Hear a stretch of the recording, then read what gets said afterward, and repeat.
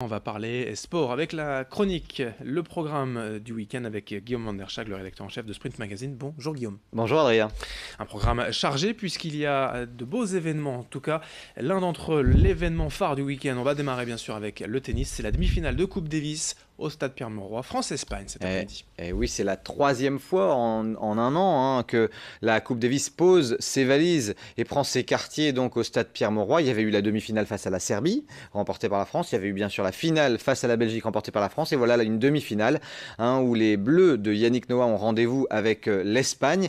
Une Espagne qui jouera sans Rafael Nadal, ce qui ouvre un petit peu le champ des possibles pour l'équipe de France, puisqu'il y aura bien sûr, on va compter sur Lucas Pouille en numéro 1, et puis il y aura également Benoît Paire, dont ce sera le baptême du feu sous les couleurs tricolores dans cette compétition. Mais attention, en face, c'est solide, même s'il n'y a pas Rafael Nadal, il y a quand même deux joueurs qui sont très costauds. Carreno Busta, 21e mondial, mais qui était encore 12 ou 13e à l'ATP il y a quelques mois. Et puis Bautista Agut, c'est un joueur vraiment de talent, qui se bagarre sur tous les points. Ce sont des joueurs qui vont vraiment donner du fil à retordre.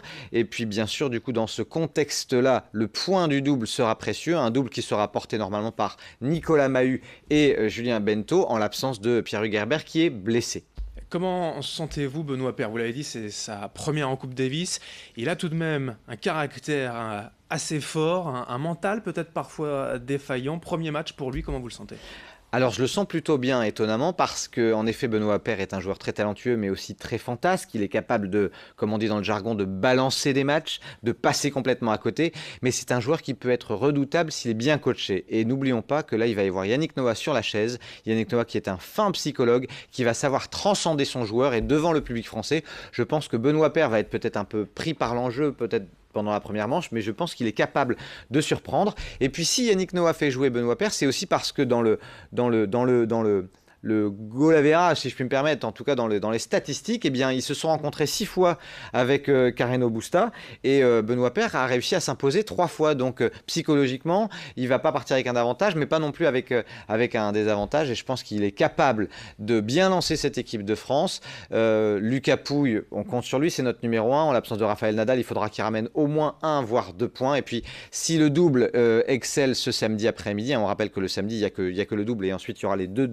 simples décisif dimanche, eh bien on peut croire que les Bleus ont une chance. En tout cas, sans Nadal, les Bleus ont une vraie opportunité d'aller chercher une deuxième finale consécutive, et pourquoi pas un nouveau saladier d'argent, puisque c'est la dernière Coupe Davis dans cette version-là. Ensuite, ça se déroulera sur 8 jours avec les 18 meilleures équipes du monde, et ça sera des rencontres en 3 matchs.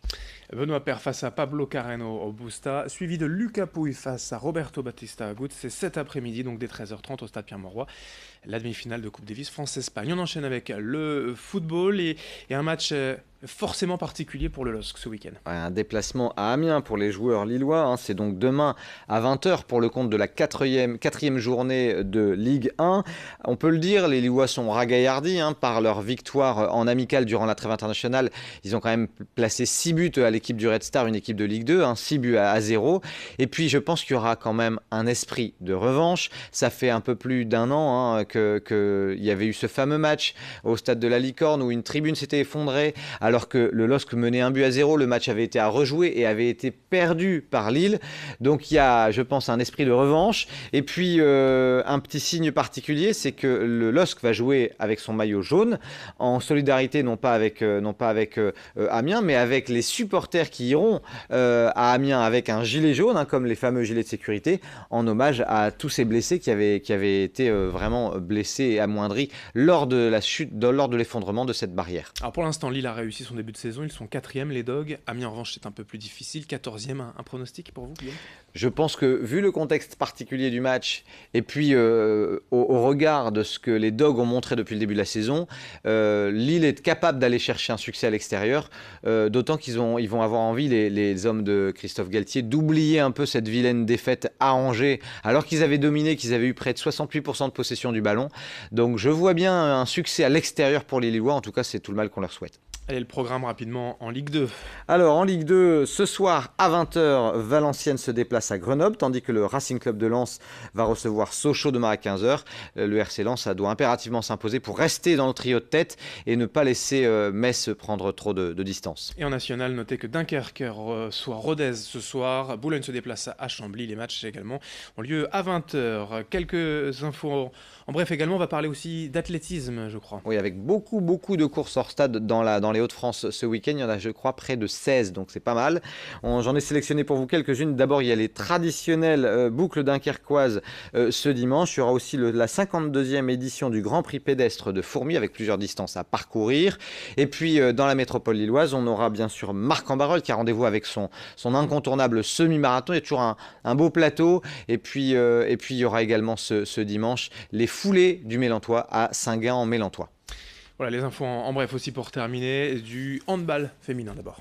Avec Saint-Amand, c'est difficile. On rappelle que les joueuses de handball de Saint-Amand vivent un petit peu leur baptême du feu. Là aussi, c'est leur toute première saison dans l'élite du handball féminin français. Elles n'ont essuyé que des défaites depuis le début de la saison, et notamment mercredi face à Besançon, 38-20. Et là, carrément, ce week-end, après 4 défaites, ça va être difficile de rebondir à l'issue de cette 5e journée, puisque Saint-Amand reçoit Brest, qui n'est autre que le leader. C'est ce samedi soir à 20h. Ça va être difficile. Un mot de rugby féminin également. Ah oui, là c'est la première journée du championnat qui reprend, avec le LMRCV qui reçoit Bayonne. On le rappelle, il y a eu pas mal de départs, pas mal d'arrivées au niveau du staff villeneuvois, au niveau de l'effectif aussi. Mais en tout cas, elles repartent avec beaucoup d'ambition. On sait qu'il y a une très très belle équipe. Et puis du hockey pour terminer. Avec de la première division en hockey sur glace, c'est les Dunkerquois, les Corsaires de Dunkerque qui reçoivent Cholet. Là aussi, pour eux, c'est la reprise du championnat et on leur souhaite une victoire pour cette toute première journée. Voilà pour le programme sportif du week-end. Allez les Bleus, bien évidemment, face à l'Espagne ce vendredi, le début des matchs de Coupe Davis. Merci Guillaume pour ces infos et à lundi. Bon week-end et puis allez les Bleus.